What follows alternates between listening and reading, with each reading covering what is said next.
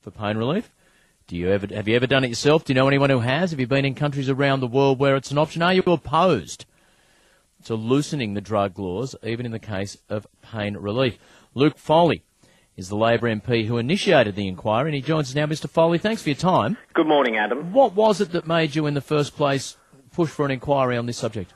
Well, I wanted to revive the policy debate, and I wanted to do it not in a partisan way, but to try and develop a consensus across the political spectrum that this is an issue that we need community and political debate around and potentially reform.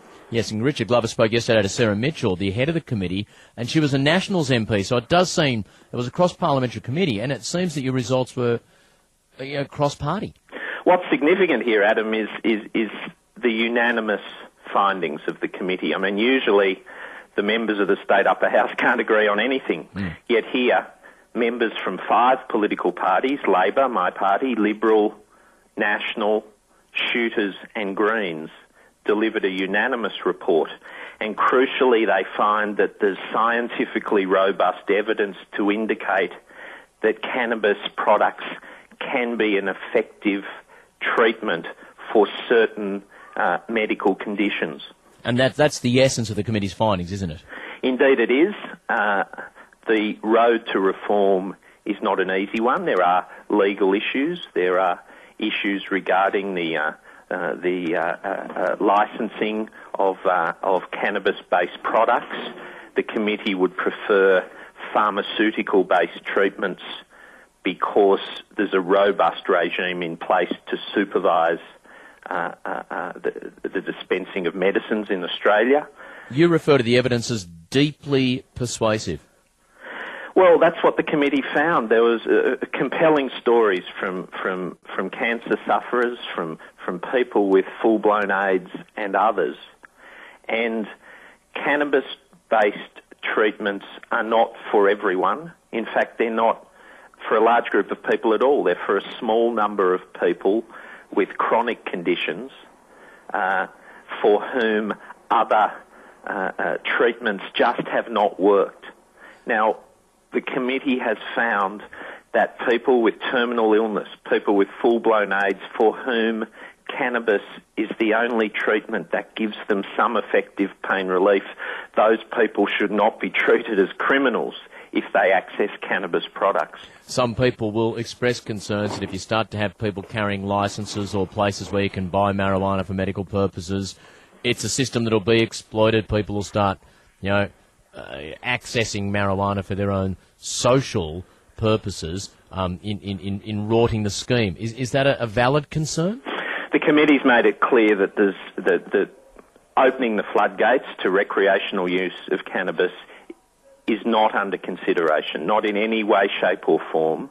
What the committee is looking at is the question of can we allow a small group of patients, those with terminal illness, those who've moved from HIV infection to full-blown AIDS, to access cannabis-based treatments, ideally pharmaceuticals rather than raw cannabis, under strict medical supervision. Are you confident that the Premier and the Opposition Leader will go with the committee's findings on this? Well, I'm hopeful that a consensus can emerge. I note that John Howard, from the Conservative side of politics, has made public statements supporting limited, strictly supervised use of cannabis for medicinal purposes.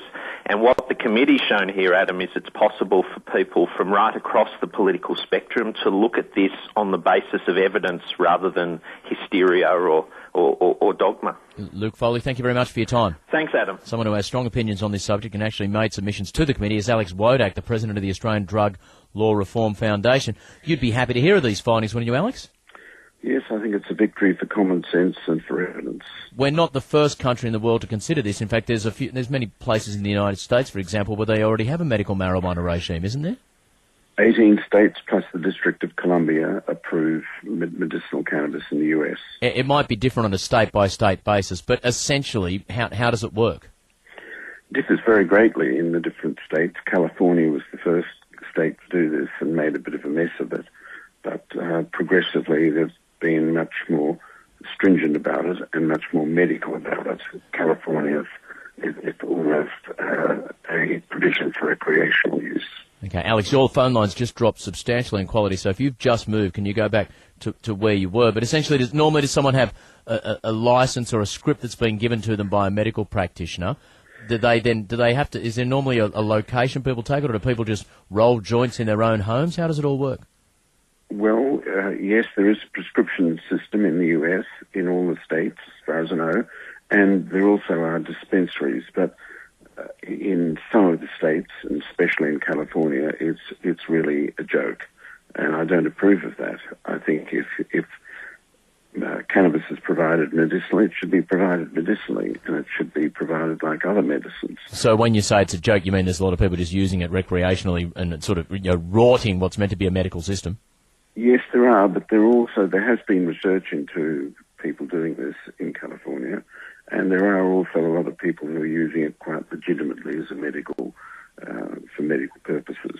It's my understanding, Alex, that the component of marijuana that gets people high, in inverted commas, is THC, and they're now even creating strains of marijuana very low in THC, but still containing the cannabidiol, or the cannabidiol, that brings the pain relief. So there might even be certain strains of marijuana that aren't particularly easy for people to abuse outside of this system. It's very complicated. There are about 60 psychoactive ingredients, and THC and cannabidiol are clearly among the most important, probably the most important, but there does seem to be very complicated interaction between many of these 60 compounds. So that's one of the reasons why leaf cannabis is probably superior to pharmaceutical preparations that only have some of those or only have them in small concentrations. I'm talking with Alex Wodak. He's the president of the Australian Drug Reform Foundation. Let's take a couple of Drug Law Reform Foundation, a couple of quick calls and get Alex's opinion on those. Digby, you'd support this scheme? Yes, I do, Adam, yep. Why is that, mate? Well, I smoked a little bit myself. I had a serious car accident about 12 years ago and severed a couple of neck muscles.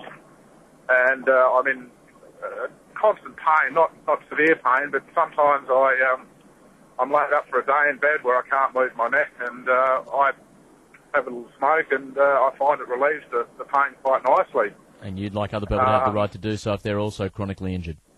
Pardon? And you'd like other people to have the right to do so if they're also chronically ill? Yeah, and chronically ill patients, cancer and AIDS, etc. Yeah, I mean, not necessarily smoking's a good idea, but I think ingestion, okay, cakes and things like that, is a good idea or good way to do it. Thanks for your call, Digby. Anne from Avalon, what would you like to say?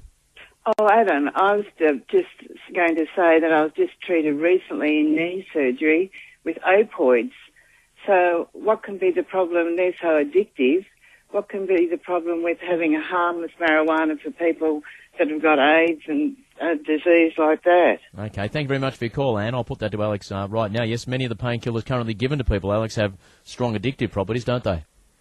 They do, and they're causing an increasing number of deaths. The deaths from opioids, that's heroin plus prescription opioids, almost doubled from 360 to 705 in 4 years, 2007 to 2010. So we're in a big problem with these drugs. 16,000 die from these drugs in the United States every year. So that's a large number, greater than the number of people dying from gunshot homicide in the US.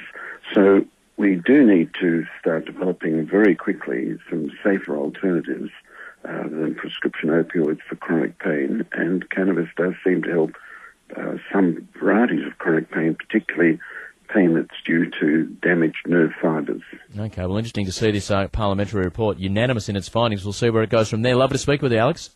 My pleasure. Alex Wodak is the president of the Australian Drug Law Reform Foundation. Vic LaRusso.